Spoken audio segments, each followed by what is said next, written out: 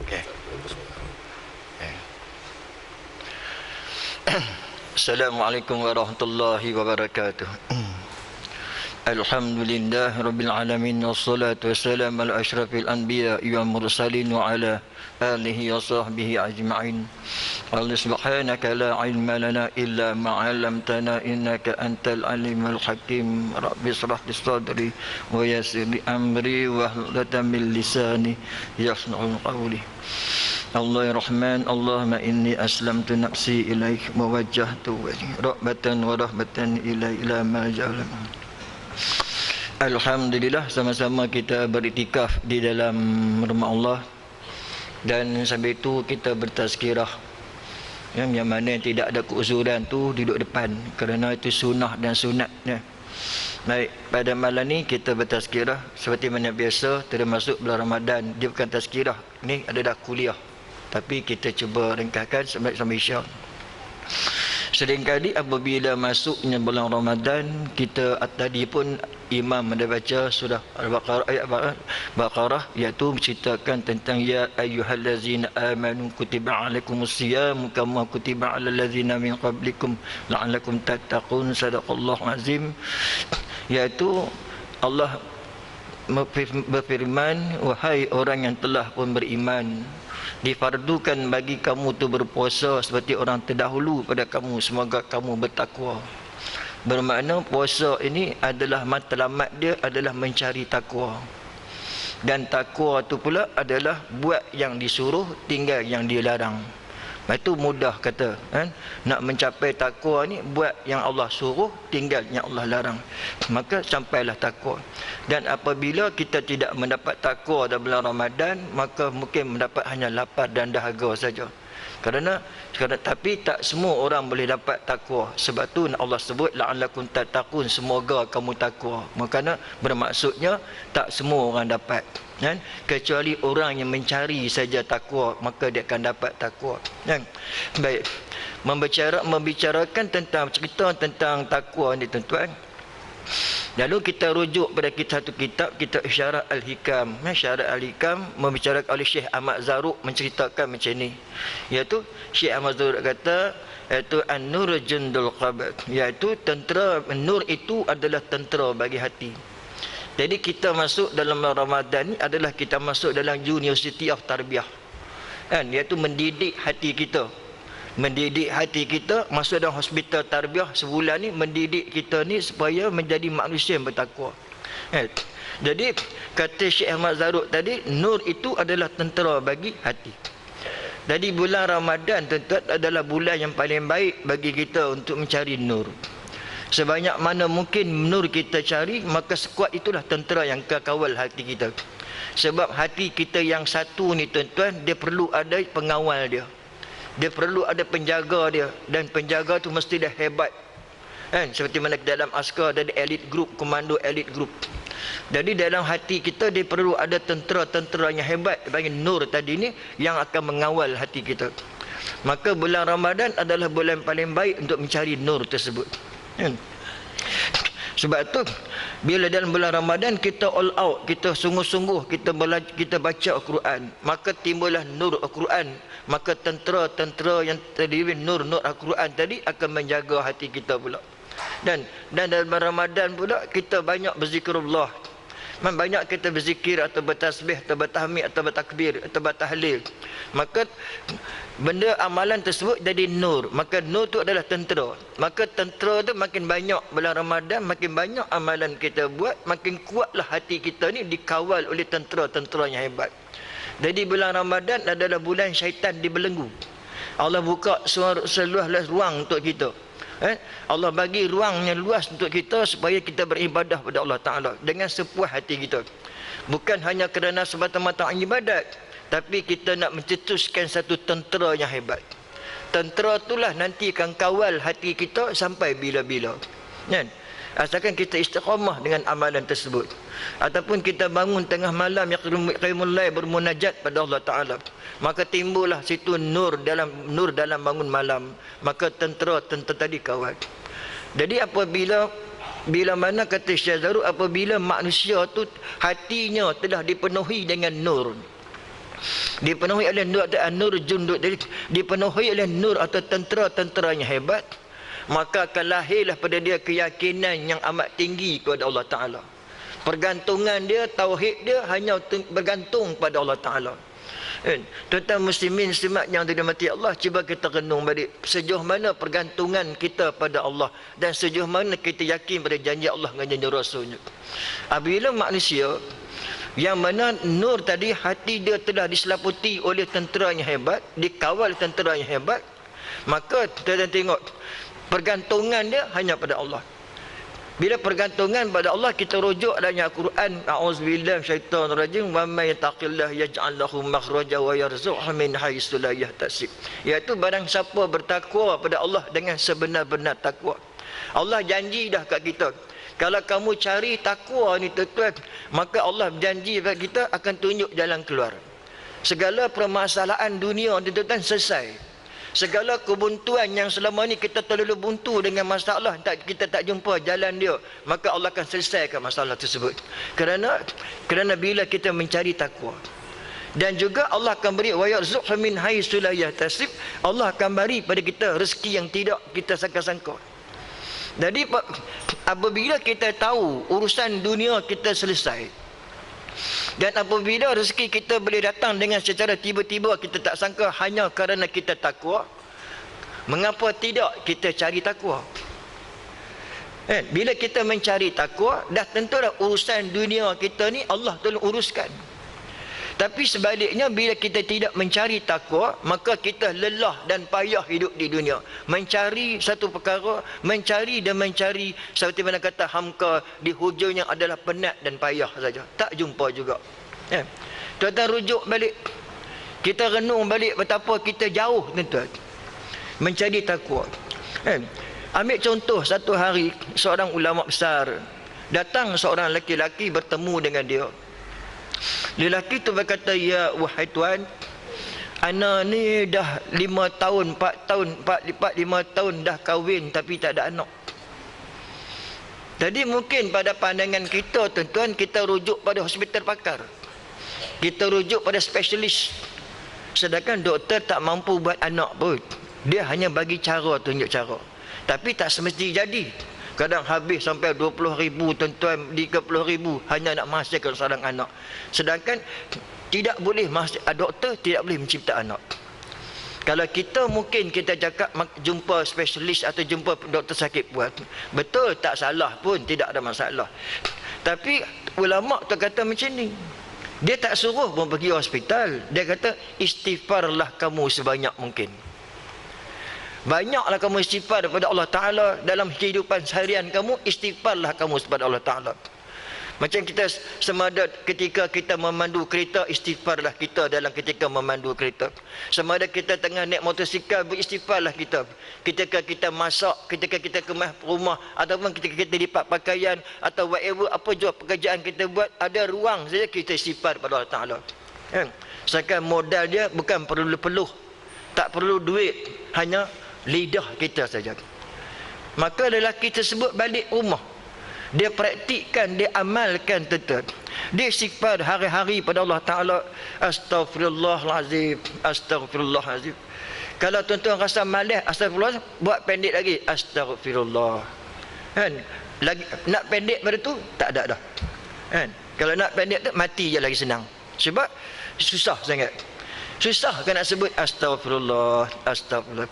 Selang tak berapa lama, selepas 5-6 tahun kemudian, dia datang pula jumpa ulama yang sama. Dia kata, ana datang bukan nak mengadu, tapi nak menceritakan anak ana ada 9 orang. Kembar-kembar, seorang. Ya. Jadi, kenapa kita mencari jalan yang longkat, yang jauh, sedangkan jalan shortcut ada? Jalan yang mudah tu ada. Makin banyak kita selawat pada Nabi, makin banyak pertolongan Allah. Tapi kenapa kita guna akal kita mencari dunia hingga kita menjadi hamba dunia? Menjadi hamba pada dunia kerana kita guna akal pemikiran kita untuk olah hidup. Kenapa tidak kita guna pendekatan yang paling mudah, iaitu hanya istighfar, berselawat pada Nabi? Bukanlah salah kita kerja, tapi jangan sampai jadi hamba dunia. Sampai kuliah tak datang, tazkirah tak datang, jemaah tak peduli, masjid tak memandang. Pagi petang saya malam sampai ke malam balik, apa cerita? Mengapa tidak kita selesaikan masalah dunia dengan hanya kita selawat? Kita istighfar banyak-banyak. Dosa kita banyak dulu, mungkin rezeki tersangkut kerana dosa kita banyak. Mungkin rahmat tak turun kerana dosa kita banyak dulu, bertempik-tempik dosa kita. Maka bila kita istighfar banyak, tuan-tuan, banyak istighfar, maka pertolongan Allah tu datang. Seperti mana kata ulama, makin banyak kamu baca Quran, makin banyak urusan kamu selesai. Sebab Al-Quran tu mukjizat. Mukjizat adalah satu pertolongan Allah yang tidak disangka-sangka. Jadi kenapa kita tidak gunakan Al-Quran sebagai untuk menyelesaikan masalah hidup? Kenapa tidak kita jadi istighfar banyak-banyak, atau kenapa tidak kita selawat ke Allah Ta'ala, dekat selawat kepada Nabi banyak-banyak? Sekarang itu cara paling mudah, tuan-tuan. Tapi sebaliknya manusia suka mencari jalan yang susah, mencari jalan yang payah dalam hidup, tuan-tuan. Sedangkan jalan mudah tu dah tunjuk terang pada kita. Maka itulah, bila manusia pergantungan dia hanya pada Allah, maka dia pasti rujuk pada situ. Tetapi kata Syekh Ahmad Zarruq, apabila tentera hati itu, nur tidak mengawal hati kita, maka bila tentera yang hebat tadi tidak kawal hati kita, maka yang kawal hati kita adalah jundun nafs, iaitu tentera nafsu. Bila tentera nafsu kawal hati kita, tuan-tuan, maka lahirlah 3 perkara kepada dia, kata Syekh Ahmad Zarruq. Lahir 3 perkara bagi dia. Yang pertama, lahirlah kejahilan pada diri dia. Jahil bab agama, tuan-tuan. Jahil tentang halal dengan haram. Jahil tentang sah dan batal. Jahil tentang agama sendiri. Sampai begitu jahilnya dia. Kerana tentera hati ni tadi dikawal oleh nafsu. Kan? Bila dikawal oleh nafsu, tuan-tuan, maka sudah tentulah dia jadi seorang yang jahil bab agama. Kan? Orang kata bodoh lah, kata Melayu. Jahil tu bahasa Arab. Kalau bahasa dalam Inggeris kata stupid lah. Stupid. Ya? Kalau bodoh sombong tu bahasa Melayu. Jahil murakab tu bahasa Arab. Kalau stupid idiot tu bahasa orang putih. Samalah daripada itu juga. Jadi macam tu dia jahil beragama. Yang kedua, kata Syekh Ahmad Zarruq, maka timbullah perangai sikap kehilangan bagi dia. Dia hilang punca, hilang arah duduk kat dunia ni. Dia tak tahu nak bawa diri dia ke mana. Dia tak tahu yang dia lahir tu untuk apa. Dia tak tahu yang dia lahir, Allah cipta dia ni bukan untuk seronok-seronok. Dia tak tahu. Dia rasa seronok hiburan, seronok belaka. Dia tak tahu, tuan-tuan, tengok dalam TV tu berapa ramai orang hilang punca. Tuan-tuan tengok berapa ramai orang hilang punca. Tak tahu hidup tu dah bawa ke mana. Hanya seronok je macam binatang tu. Hidup dia seronok tak habis-habis. Nak pagi, petang, semalam gembira, seronok, lawak jenaka, ketawa sana, ketawa sini, tuan-tuan. Menyanyi sana, terlalak sini. Tetapi dia tak tahu dia nak balik ke mana, dia tak tahu. Anak isteri dia tak tahu nak bawa ke mana. Paling tinggi ke dunia aja. Setakat dunia saja, tapi tak jumpa akhirat. Bermakna bila mana tentera hati, tentera nafsu kawal diri dia, maka hilang punca hidup dia. Arah dia tak tahu ke mana aku nak bawa diri aku, dia hilang punca, tuan-tuan. Maka dia terabur di dalam terang. Walaupun matahari terang di atas kepala dia, tapi dia masih buta, tak dapat memandang. Hati dia tergelap. Hati dia tak dapat cari. Orang kata dia tak tahu jalan balik, walaupun dia tahu dia datang dari mana. Dia tahu asal datang, tapi dia tak jumpa jalan pulang. Ini adalah orang yang kehilangan, sesat, senang kata. Kehilangan tu sesat, tuan-tuan. Duduk di bumi ni sesat. Hidup dia sesat.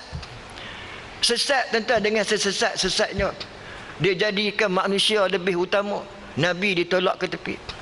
Lalu yang ketiga, kata Syekh Ahmad Zarruq lagi, iaitu yang ketiga, perangai manusia yang dikawal oleh hati dia, dikawal oleh nafsu dia, maka timbullah kecelaruan dalam hidup dia. Tuan-tuan muslimin muslimat yang dirahmati Allah, celaru kita dalam hidup. Kita tak sedar, kita sangka kita benar. Tapi sebenarnya bila telik pada ilmu, kita celaru hidup. Banyak kita bercelaru dah dalam hidup. Cuba renung balik satu persatu. Ana cuba hurai, ana tunjuk contoh satu persatu. Ya. Baiklah. Kalau seandainya besok malam tuan-tuan balik duduk di rumah, tuan-tuan tak datang tarawih di masjid. Tuan-tuan sembahyang di rumah dengan anak isteri sembahyang tarawih. Kita jadi imam dan anak isteri jadi makmum. Okey. Kita jadi imam dan tak perlu selawat pun tak apa, kerana selawat tu hanya untuk menggantikan rehat. Kan? Sebab tarawih tu rehat. Jadi tak selawat pun tak apa. Lepas sembahyang 2 rakaat tarawih, kita relax, goyang kaki, betul urat, betul tulang dulu. Dah lega, sambung pula 2 rakaat dengan anak isteri kita. Kan? Di rumah boleh buat lama-lama pun tak apa. Lepas 2 rakaat tu relax sekejap, minum kopi ke, terlentang sekejap, bagi lega tuan-tuan, bangun pula, bangun 2 rakaat. Salah tak? Tak salah. Rosak ke akidah kita tuan-tuan kalau kita sembahyang jemaah tarawih di rumah? Rosak tak akidah kita? Tak rosak akidah kita kalau kita sembahyang di rumah berjemaah dengan anak isteri. Lagi baik. Bacalah apa surah yang kita ingat, sebab Nabi sebut bacalah ayat yang mudah bagi kamu. Bukan surah, ayat yang mudah bagi kamu. Bacalah ayat apa pun tak, surah apa pun tak, ayat apa pun tak apalah, asalkan kamu mudah bagi kamu. Jangan susah-susah sangat. Ambil yang mudah saja. Adakah rosak akidah kita? Tak. Tak rosak akidah kita, tuan-tuan. Tetapi rosak akidah kalau tak sembahyang fardu jemaah. Boleh rosak akidah kita. Sedangkan tuan-tuan muslimin muslimat, kita boleh datang berduyun-duyun. Umpama kata yang buta datang meraba, yang tempang datang bertongkat. Kan? Datang penuh rumah Allah untuk sembahyang tarawih, tapi orang tu jugalah tak sembahyang fardu jemaah. Orang tu juga tak sembahyang jemaah subuh. Orang tu juga tak sembahyang jemaah zuhur. Orang tu juga tak sembahyang asar, kuliah, maghrib dan isya, jemaah isya. Tapi waktu tarawih dia ramai mari. Sebab dia celaru tuan-tuan. Dia tak tahu mana patut diutamakan. Yang sunat tetap sunat, yang wajib tetap wajib. Maka dihabiskan masa dia gitu. Itu tanda kita celaru.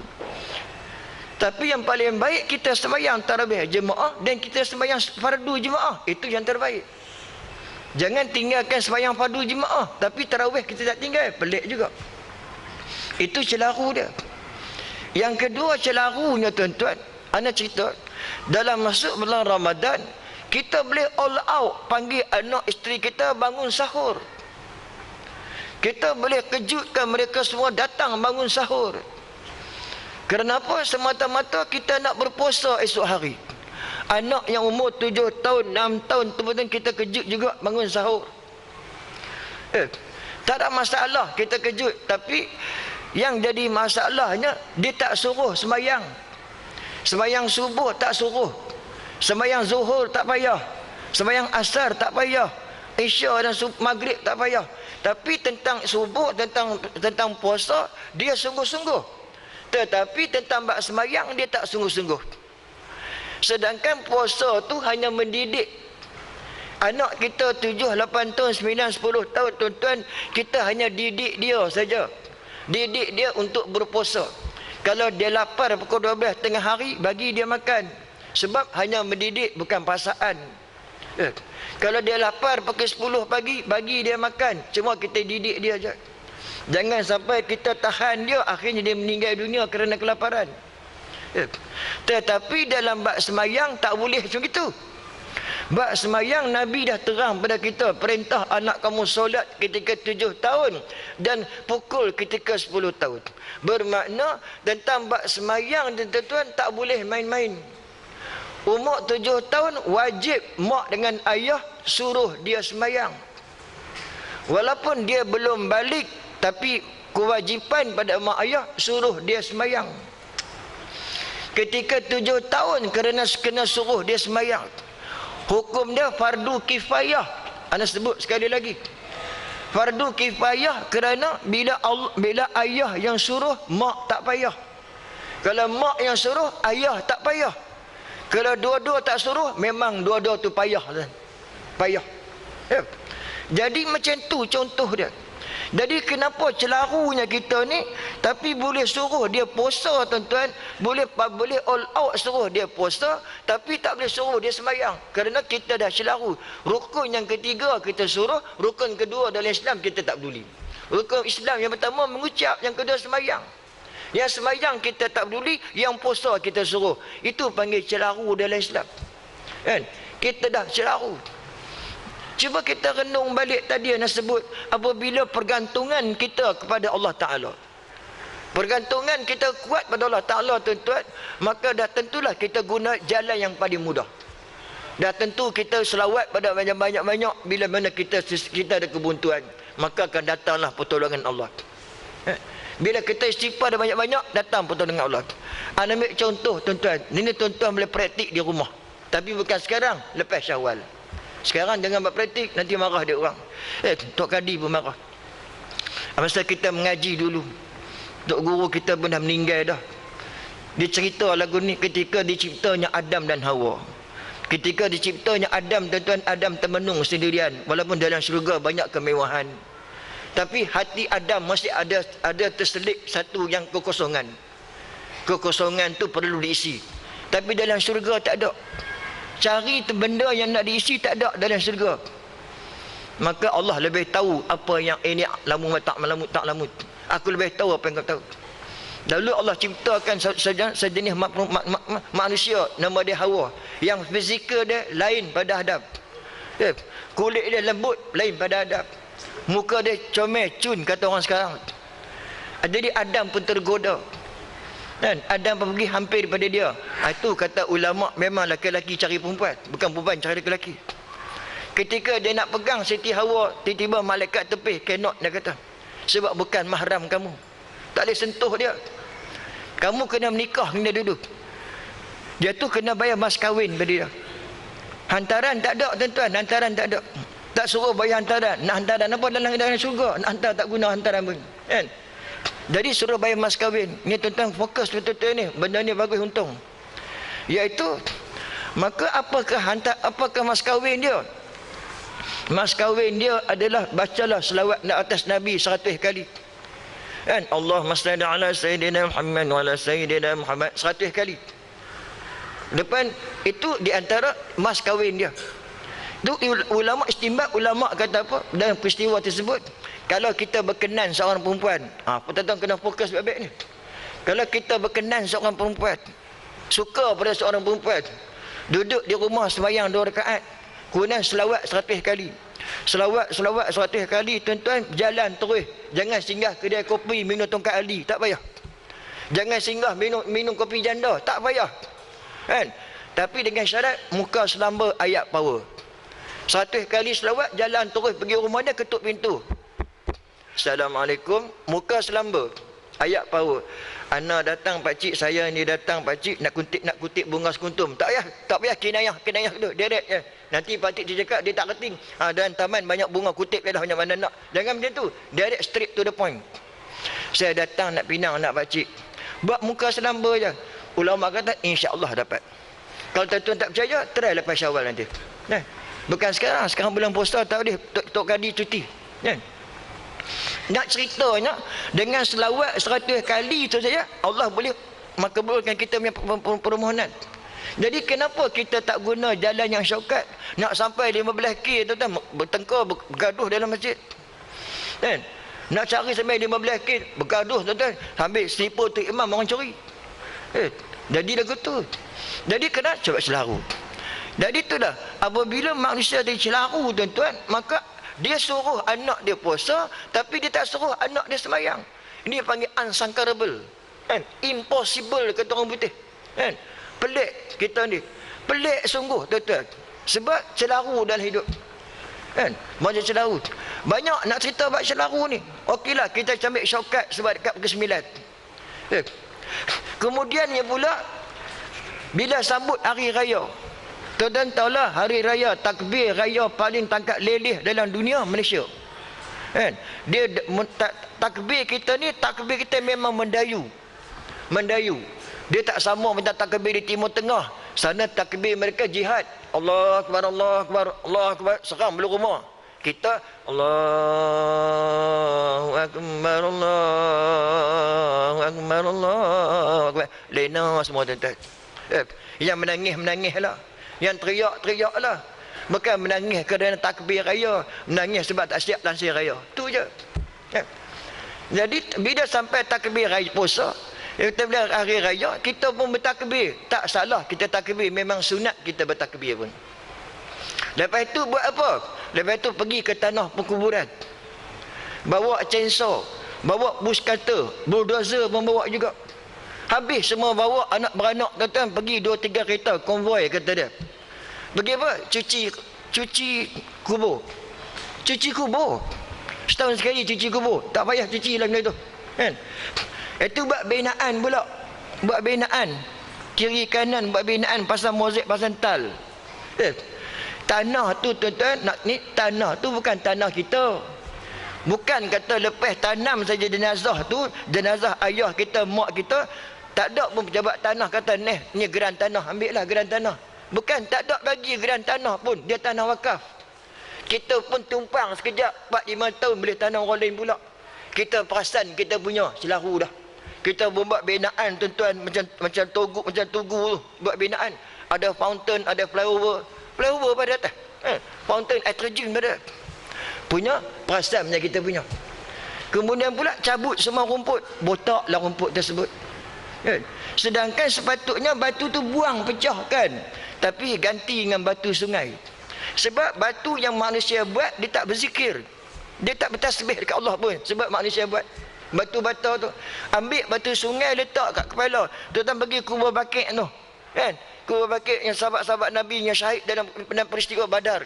Ada ke besar menit kita pun tak kenal kubur siapa tuan-tuan. Dia seketul batu tu kita pun tak tahu, ada yang tenggelam pun ada. Sebab yang mati tu dah habis dah. Let's bygone be bygone. Dia dah habis dah. Tak payah kita nak sibuk ingat dah. Letak batu sungai, tujuannya supaya batu sungai bertasbih kepada Allah Ta'ala. Jadi si mayat tu dengar hiburan kat atas, Allah Akbar, Allah Akbar, lega dia ada kawan. Kita jarang bertasbih. Kemudian ke situ tanam pula, kalau boleh tanam rumput kapek tu. Sebab rumput kapek comel. Rumput kapek cantik. Dia ni boleh zikir dekat Allah Ta'ala. Kita ikut cara macam Yahudi, bubuh bunga plastik. Bubuh bunga ros yang dah mati, bubuh tahan dah 3 hari, kena mati. Dia tak tasbih sebab dia dah mati. Sebab kita selaru bubuh elok-elok comel-comel rumput kapek, tak apa dia berzikir. Kemudian tanam pokok pudin tu. Tahu pokok pudin? Tak tahu, tak apalah, cari sendiri pokok pudin, buka Google. Dan yang kawan-kawan boleh. Pokok pudin tu yang daun dia warna merah, biru, coklat tu, merah, kuning tu. Kan? Itu dengan tedan air ke, dia ada klorofil, racun banyak. Tanam pokok tu. Sebab pokok tu bertasbih dekat Allah Ta'ala. Jangan tanam pokok ketum sudah tuan-tuan. Mabuk orang ramai dekat kubur, mabuk semua tuan. Jangan salahkan orang pula. Tanam pokok tu sebab dia bertasbih dekat Allah Ta'ala. Kemudian kita siram air. Dah jadi kewajipan kita siram air. Bawa air banyak-banyak. Bawa satu ceret. Yang si mak pun siram, yang anak pun siram. Ayah meninggal dah 10 tahun, siram. Air tu air Zam-Zam ke? Bukan. Adakah ulama jampi air tu? Bukan juga. Air tu mana? Air pipe saja. Tak ada air pipe, bawa pergi. Jangan lupa bawa air, kata dia. Siram. Untuk apa siram kubur tuan-tuan kalau dah 10 tahun? Hujan turun hari-hari dah lebat. Sampai tenggelam kubur pada tuan-tuan sebab kerana banjir. Nak siram lagi. Kan? Sebab kita selaru. Yang kita siram tu tuan-tuan ketika pengkebumian. Masa baru meninggal dunia, tanah lembut, tanah gambut, tanah jadi gembur. Jadi kita siram air tu banyak-banyak supaya tanah jadi kejap, jadi kuat. Sebab tu kita siram air banyak supaya jadi kuat tanah tu. Dia tak goyang dah, tak boleh nak korek sebab dia lekat. Ni kalau dah 10 tahun tuan-tuan siram, macam nak sebut selalu lah, lebih baik tuan-tuan counting dengan pejabat bomba. Lagi bagus. Minta pinjam lori bomba dia, ambil hos dia, satu perkuburan kita buat atas nama sedekah jariah. Sedekah jariah, dapat pahala tak? Tak tahu lah pula dapat pahala. Selarunya kita. Begitu selarunya kita dalam Islam. Nak kata haru tak tahu, memang haru biru tu. Itulah di antara celarunya kita. Tuan-tuan tengok selarunya kita, kata pukul 9, tak apa, pukul 9, lagi 5 minit. Kan? Tengok selarunya kita. Seperti mana kata Syekh Athaillah As-Sakandari, kata apa? Aku risau, kata Syekh Athaillah. Ulama tasawuf kata, aku pelik, aku risau tengok manusia. Dia risau pada perkara Allah dah jamin, tapi dia tak risau perkara Allah tak jamin. Itu selaru. Allah, tuan-tuan, ketika dalam perut ibu kita, dalam 4 bulan dalam kandungan, Allah dah tentu dah rezeki kita. Allah dah tentu ajal kita, celaka dan bahagia kita. Rezeki kita Allah dah tentu dah. Masa kita nak, sebelum kita celik mata tengok matahari dan bulan, sebelum kita tengok muka ayah dengan ibu, Allah dah siap rezeki kita sampai kita mati. Banyak mana beras kita, banyak mana sayur kita, banyak mana ikan kita, daging, ayam, air, udara, semua komplit dah. Allah dah peruntukkan kat kita. Siap. Dah. Siap. Suatu dalam ilmu tauhid, dia tak kata cari rezeki, dia tak ambil rezeki. Dia siap dah, rezeki kita siap dah. Tetapi bermakna tentang bab dunia, Allah jamin dah kat kita hidup. Jangan risau. Kadang-kadang rezeki si isteri ada kat suami. Kadang-kadang rezeki kawan tu ada kat kita. Kita kena bagi. Jangan tahan. Tetapi tentang bab akhirat, kata dia, tentang bab akhirat Allah tak jamin. Allah tak pernah jamin pun kita lahir ke dunia. Kata Syekh, hantar ni syurga nombor 5.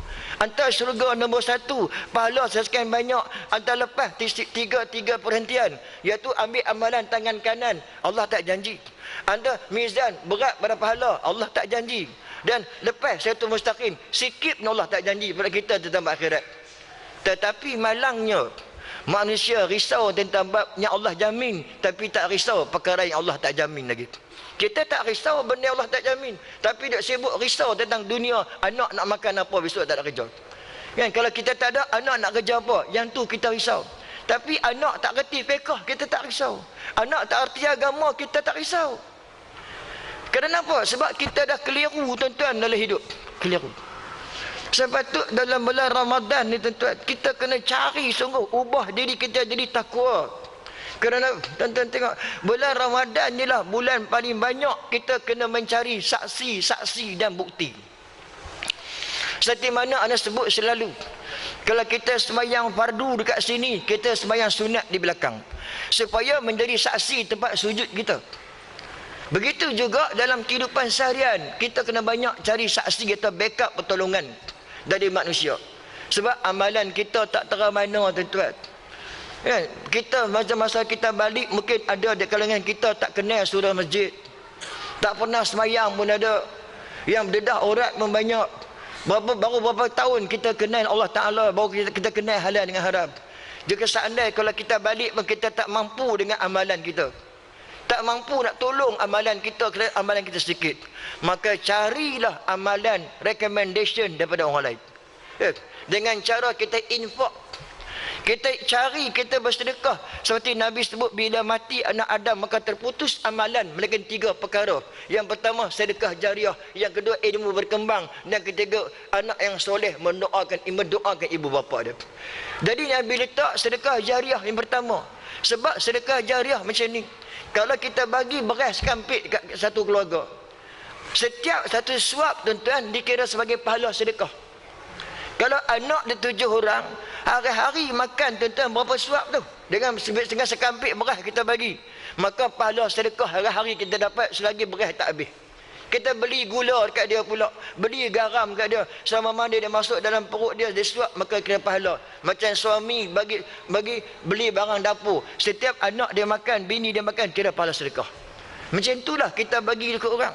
Kita nak cari itulah saksi-saksi besok di padang mahsyar, nak tolong kita besok, kan? Kita nak supaya mereka ni bantu kita besok. Macam baru ni kes pada anak sendiri, seorang yang anak yatim, yang tak ada apa-apa, tuan-tuan, dan tak dapat bantuan, mana-mana bantuan tak dapat masuk ke IPT institut. Tapi dia susah hidup, tak ada bantuan mana-mana. Dia merujuk pada kita sebab kita penceramah, maka kita lah paling mudah untuk awal daripada orang. Memang gitu, sebab anda memang kelaziman anda selalu cari macam tu dekat pelajar-pelajar. Akhirnya si anak tak nak mengaji sebab dia tahu mak tak mampu, sebab ayah tak ada, dah meninggal. Kan? Mak hanya seorang macam orang getah. Dan kata gitulah. Apa mampu dia tuan-tuan? Tapi anak dia nak mengaji. Tapi kadang-kadang tidak tak ada bantuan pada mana. Maka siapa akan nak bantu tuan-tuan? Dalam poket tuan-tuan lah nak bantu dia. Seandainya dah dia belajar sampai dia hebat tinggi, maka selama mana dia belajar tu kita dapat pahala. Sebab itu memang sedekah jariah. Dan dia dapat kerja yang baik tuan-tuan, besok maka kita dapat pahala sepanjang mana kita bagi pada dia. Maka tu yang kita nak. Memang di dunia kita rasa macam rugi memberi, tapi di sana kita menyesal kerana tidak memberi. Tu je. Kerana di sana nanti baru kita nampak, yang kita lihat bahawasanya banyak saksi-saksi ni akan membantu kita besok. Besok orang lain seronok tuan-tuan, banyak recommendation daripada orang sana. Orang sana benar dia tolong aku, benar dia bantu pada aku, benar dia infak pada aku. Tapi kita tak ada siapa kerana kita kedekut atas muka bumi. Ya, Nabi terang pada kita. Tahukah kamu siapa manusia paling jahat? Siapa dia? Iaitu manusia yang bila orang datang meminta dengan nama Allah, maka enggan dia beri. Ya, manusia yang jahat ni tuan-tuan, manusia yang tak reti, dia lupa kedaratan ni. Dia bila orang minta atas nama Allah tapi enggan dia beri. Dia tak nak bagi, dia dengar saja. Itulah tuan-tuan, ana sebut kali takhir. Dalam apabila manusia macam tu susah tuan-tuan, kita senang. Kan? Infak ni ada dua infak. Infak ni dia hukum asal dia adalah sunat. Tapi ada kala jadi wajib. Boleh jadi sunat apabila ada NGO, ada persatuan, ada yang bantu dia. Maka bila kita bagi kat dia, jadi sunat. Tapi kalau tak ada siapa bantu dia, hanya mengharap pada duit poket kita, orang muslimin muslimat, maka jatuh wajib. Nah, sedangkan dia tak ada siapa bantu. Dia mengadu pada kita. Jadi anak cakap tak apa, jangan teruskan mengaji. Anak akan cuba cari sebanyak mungkin. Anak akan carikan banyak tuan-tuan, lagi 2,000 lebih je. Lagi 2,000 lebih, lepaslah dia pergi sana. Yang lain kita dah bantu sikit lah, kita bagi. Itulah muslim-muslimat Allah. Sama-samalah kita menyumbang dan sama-sama kita mencari nur yang banyak dan cari saksi-saksi yang banyak sebelum kita balik. Sebab di antara tanda akhir zaman adalah mati mengejut. Mati mengejut. Baru tadi semalam pagi tadi kawan anak accident. Baru semalam ada seorang kawan juga accident. Baru hari tu kawan mati lemah. Sedangkan muda lagi pada kita. Contohlah tuan-tuan, kadang-kadang orang yang lama sakit tapi tak mati-mati. Tiba-tiba orang yang sihat tiba-tiba mati. Ingat baik. Orang yang dah lama sakit jantung, darah tinggi tak mati-mati lagi. Dah bertahun dah tuan-tuan. Tiba-tiba orang sihat tu tiba-tiba dia mati. Nak menunjukkan mati tu tak tentu bila. Maka sebelum kita balik tuan-tuan, cari dah saksi dan bukti yang banyak supaya besok akan tolong kita di pada masa nanti. Wallahu a'lam bishawab. Hanya sekadar tu dulu insya-Allah tuan-tuan. Anda hanya sekadar di dulu, lepas Isya anda kena balik. Ada program lain lagi. Okey. Dalam tu anda mohon minta maaf banyak salah silap tu terbicara sebanyak anda kuliah di sini. Dan semoga tuan-tuan selama kita sama mencari takwa dalam bulan Ramadan. Baik, sama-sama. Assalamualaikum warahmatullahi wabarakatuh. Allahu akbar.